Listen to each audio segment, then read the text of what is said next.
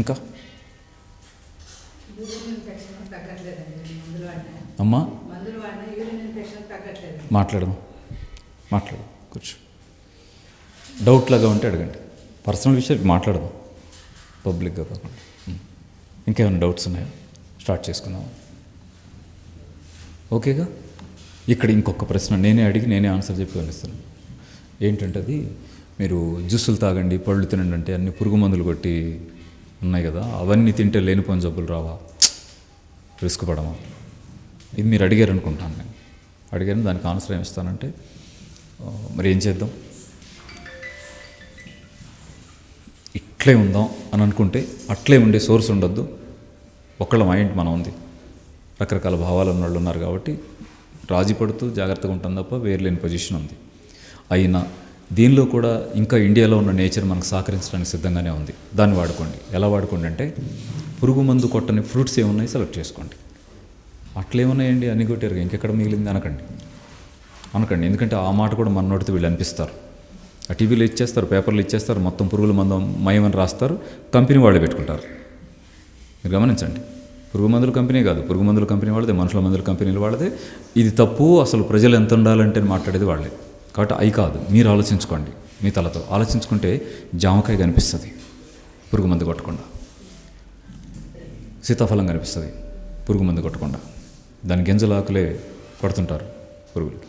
సపోటా కనిపిస్తుంది పురుగు మందు కొట్టకుండా. అటు కొట్టరండి అంటే కొడతారండి అని లేవటానికి ఛాన్సే లేదు. సీతాఫలాలకి పురుగు మందు కొట్టరు, సపోటా చెట్లకి పురుగు మందు కొట్టరు, జామ చెట్లకి పురుగు మందు కొట్టరు. తక్కువ పురుగు మందు కొట్టేవాటిలో, బాగా తక్కువ పురుగు మందు కొట్టేవాటిలో బొప్పాయి ఒకటి. ఇది ఆ ముగి ముడతపడ్డప్పుడు తప్ప దానికి అసలు మందు కొట్టాల్సిన అవసరం కూడా రాదు బొప్పాయి చెట్టు. ఓకేనా? ఇంకా ఏమున్నాయి? రేక్కాయలు ఉన్నాయి. ఇంకా ఏమున్నాయి? దేశవాళీ పుచ్చకాయ ఉంది. ఆ నల్ల పుచ్చకాయ ఎర్రగా తీయగా ఉండి గింజలు తక్కువ ఉండే పుచ్చకాయ కాదు. దానికి వేసిన దగ్గర నుంచి వారానికి 3 సార్లు పురుగు మందు కొడితే తప్ప అది కుదరదు. మన కొంచెం చప్పచప్పగా ఉండి తెల్లగా ఉండే పుచ్చకాయ ఉందా అలావుగా, అది పెద్ద మందు కొట్టాల్సిన అవసరం దానికి రాదు. దోసకాయలు ఉన్నాయిగా, మందు కొట్టాల్సిన అవసరం రాదు. ఇట్లా ఎతకండి. ఇప్పుడు నేను ఒక 4 3 ఎన్నో అన్నాను కదా, 4 కాదు ఎక్కువే వచ్చినాయి. అట్లాగే మీరు ఎతకండి, దీనికి ఇంకొకటో 2 యాడ్ అవుతాయి. అవి తీసుకుంటూ జాగ్రత్తగా ఉందాం. ఓకేనా? ఇంకో మాట కూడా అనగలను, మీరు ప్రయత్నం చేయండి. అసలు ఇంట్లో ఒక 1% 2% బయటపడతామేమో. ఇప్పుడు 4 పూల కుండీలు పెట్టుకుంటున్నామా లేదా? 4 బెండకాయ గింజలు గుచ్చే పూల కుండీలు పెట్టుకోరండా. ఎందుకంటే అది జానెడు లోతు కంటే ఎక్కువ మట్టి అవసరం లేదు వాటికి. మీరు ఒక పూల కుండీలో 4 గింజలు బెండ గింజలు గుచ్చితే అవి 3 పూల కుండీలు అనుకుంటే 12 చెట్లు, ఒక్కొక్క చెట్టు 2 కాయలు 4 రోజులకి 5 రోజులకి ఇచ్చినా మీకు ఎన్ని కాయలు వస్తాయో చూడండి. 1/2 కేజీ 1/2 కేజీ ఉంటే 2 సరిపోతున్నాయిగా, పక్కింట్లో కూడా ఇవ్వచ్చు. కాబట్టి కొంచెం ప్రయత్నం చేయండి. ఇప్పుడు రైతులు అవుతాం మనం ఆ లెవెల్కి పోకుండా మనం ఉన్నంతలో పని చేసుకుందాం అనుకుంటే కొంచెం తప్పించుకుంటాం, ఎత్తుక్కుంటే ఇంకొంచెం తప్పించుకుంటాం. కానీ ఈ సాలెగూడి నుంచి తప్పించుకునే అంత ఛాన్సులు మనకేం లేవు. ఎందుకంటే ఇప్పుడు ఈ విషవలయంలో క్యాన్సర్ వస్తున్నటువంటి కుటుంబాలను గమనిస్తే సిగరెట్ దాక్కుండా, గుట్కా నవలకుండా, పిచ్చి మందులు దాక్కుండా క్యాన్సర్ వస్తున్న వాళ్ళు ఎంతమంది? అనేక మంది ఉన్నారు. నేను ఒక్క మాట అంటాను, అమ్మకు క్యాన్సర్ రావట్లేదా? అమ్మ ఎప్పుడు వీళ్ళ జోలికి వెళ్ళింది? చెల్లికి క్యాన్సర్ రావట్లేదు.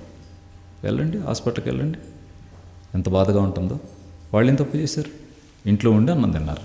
మరి వాళ్ళకి ఎందుకు వచ్చింది? అంటే తప్పించుకునే ఛాన్స్ మనకి వీళ్ళు ఇవ్వాల, మొత్తం కప్పేశారు మనల్ని. వాళ్ళు అనగలిగే శక్తి కూడా మనకు లేదు, అంత శక్తి మనకు లేదు, గొంతుకు లేదు, చేతికి లేదు. కాబట్టి మనకు మనం చెప్పుకుందాం. సిద్ధార్థ యోగ విద్యాలయం చాలా స్పష్టంగా చెప్తోంది, ఎవరిని అనొద్దు, మనం ఆలోచించుకుందాం. మన ఇంట్లో మనం చెప్పుకుందాం. నువ్వు పబ్లిక్గా చెప్తున్నావు, నేను ఎప్పుడు చెప్పే పబ్లిక్గా? నేను పబ్లిక్గా చెప్పట్లేదు, నేను పబ్లిక్గా ఎప్పుడు చెప్పలేదు. నా ఇంట్లో మాత్రమే నేను చెప్పుకుంటున్నాను.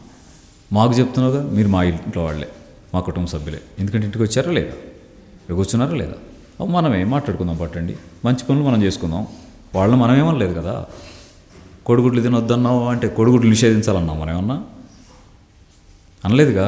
నాటు కోడిగుడ్లు ఉంటే తినండి కానీ వాళ్ళ గుడ్ల జోలికి పోవద్దని మనకు చెప్పుకున్నాం. మనం నాటుకోడి ఉంటే తింటారేమో కానీ బాయిలర్ కోడి జోలికి పోవద్దని మనకు చెప్పుకున్నాం. మనం జీన్ మాడిఫైడ్ చేప జోలికి పోవద్దని మనకు చెప్పుకున్నాం. మనం హార్మోన్స్ ఇంబ్యాలెన్స్ అయిపోతున్నాం, కారణం పళ్ళెంలో విషాలు. అవి ఎందుకు తీసేసుకుందామని మనం మాట్లాడుకున్నాం.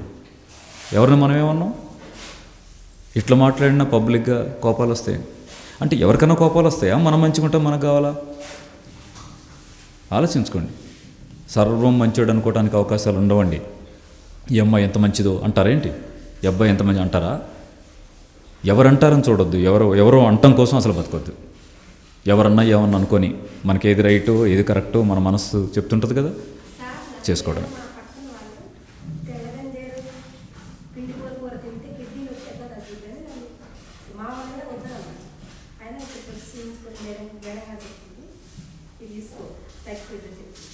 అవి తీసుకున్న తర్వాత తగ్గింది. 2 సంవత్సరాలు హాస్పిటల్ తగ్గలేదు. ఇక్కడికి వచ్చి ఈ 2 నెలలు బట్టి ఏదంటే ట్యాబ్లెట్స్ వేసుకోలేదు. అదే చూసి తాగిన మేడంగా చెప్పిన పద్ధతులు పాటించిన అది తగ్గిపోయింది. మీరు ఇప్పుడు నేనేం చేయను? అర్థమైందా?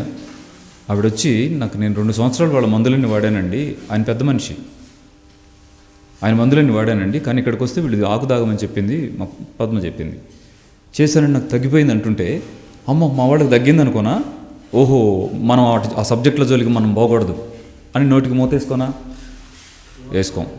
వేసుకునే ప్రశ్నే లేదు.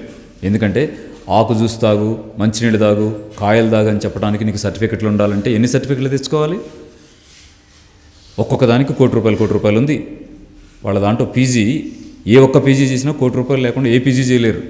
పాపం పీజీ చేసిన వాళ్ళంతా ఒక పీజీ చేసి కాముకుంటున్నారు. ఎందుకంటే అక్కడికే తల్లిదండ్రులు సంపాదించిందంతా తీసుకుపోయి ఆ కాలేజీలో కడితేనే పాపం వాళ్ళకి ఆ పీజీ రాలా. మీరు గమనించండి. ఏమొద్దు, అమ్మాయి చెప్పింది వినాల్సిందే. ప్రాక్టికల్గా ఫలితం వస్తే మన చుట్టాలకి, ఫ్రెండ్స్కి అందరికీ మనం చెప్పుకోవాల్సిందే. మనం బాగుండాల్సిందే. మనం బాగుంటానికి మించింది ఇంకోటి ఏం లేదు. ఎందుకంటే ఈ భూమి మీద ఇప్పుడు పుట్టాం, రేపు పుడతామని ఎవరైనా చెప్తే నమ్మటానికి అమాయకులు ఇక్కడ ఎవరు లేరు. ఇప్పుడు పుట్టాం అంతే. ఆ బతికి ఉండటానికి ఉన్నటువంటి ప్లేస్ ఏదన్నా ఉంటే సింగిల్ ప్లేస్ ఇది బాడీ ఒక్కటే. పొరపాటుని ఇది పాడైతే రామచంద్ర తుడుచుకుపోయినట్టు. ఎందుకంటే కోట్ల మంది తుడుచుకొని పోయారు ఇక్కడ. మనం ఎంత గొప్పళ్ళే లేరు ఇప్పుడు, మామూలు వాళ్ళం మనం ఎంత. కాబట్టి ఖచ్చితంగా ఉన్నన్నాళ్ళు శుభ్రంగా సుఖంగా ఉండాలంటే మనకు చేతనది మనం చేసుకోవాల్సిందే. రైటా? నేను మాట్లాడటం ఆపేయచ్చా? Okay, right friends.